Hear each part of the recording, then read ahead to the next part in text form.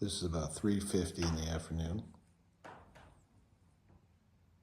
I was here yesterday at 4:30, a little later, right before the sun went behind the tree.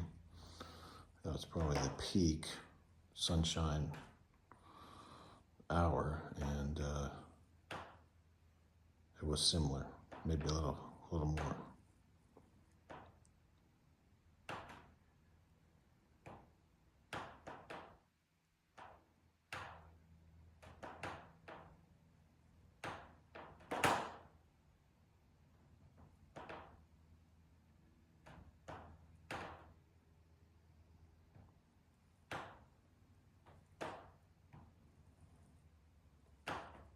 The solar said it doesn't happen all the time, just when the sun's on it directly.